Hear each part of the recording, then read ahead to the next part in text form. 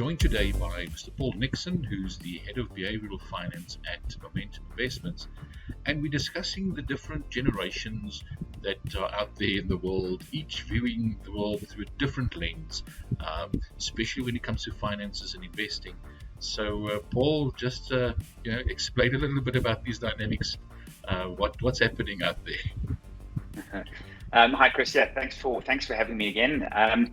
So I think if we talk about Gen Zs or Zoomers, so the people that were born around about the turn of the century or in 2000, they definitely tend to have a slightly different outlook on the world, and probably rightly so. So if you think about it, I mean, we're all a product of our time and our tribe. So our tribe are the people around us, and then the time is just simply the time we grow up in, right? So if you think about Zoomers, I mean, they experienced global financial crisis. They saw their parents getting hit very, very hard by GFC in 2008. And that also changed their outlook slightly on, what is or what constitutes a safe investment, right? So Gen X's, for example, we all looked at banks as being the paragon of security, but Zoomers have seen a different world where banks have actually been the cause of the problem, right? In GFC, or at least a part of the cause of the problem. So they don't look at the world the same way. And it also seems to have led them to a place where things like crypto, they seem to, perceive less risk, for example, in crypto than, Gen X's or boomers, for example, would perceive in investments like crypto, for example. So that's one of the bigger differences. I think another interesting and perhaps a little bit concerning difference is where Zoomers are taking advice from. So TikTok, we see that these big accounts on TikTok with millions of followers that Zoomers are taking advice from. So they're less inclined to listen to advertisements that they see online or sort of those black and white ones before the 8 o'clock news. And they're more inclined to take advice from their friends and also from social media. But the problem, of course, with taking advice from TikTok is that you don't have any guarantee that person behind the video knows what they're talking about.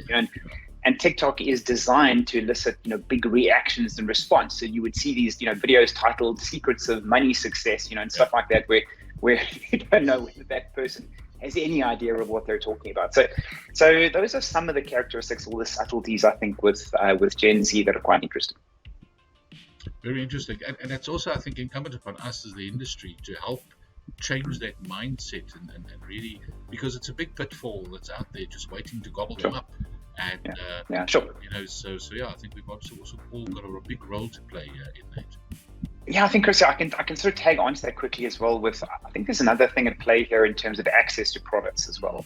So micro saving is a trend that's it's been growing for some time now. But I think sort of bigger financial institutions who have higher minimum values to get invested in products, need to offer Zoomers something or an alternative as well. So we might see something, so about 10% of South Africans are invested in crypto again, and about almost half of those are Zoomers. So we might think that it's a risk perception thing, but I think something else at play is definitely access to savings products, because it seems to be that the crypto-based products are offering very low and very low hurdles to getting invested. So I think that's another thing that's coming into play as well. And I think part of the industry as well, we can also talk about access to advice.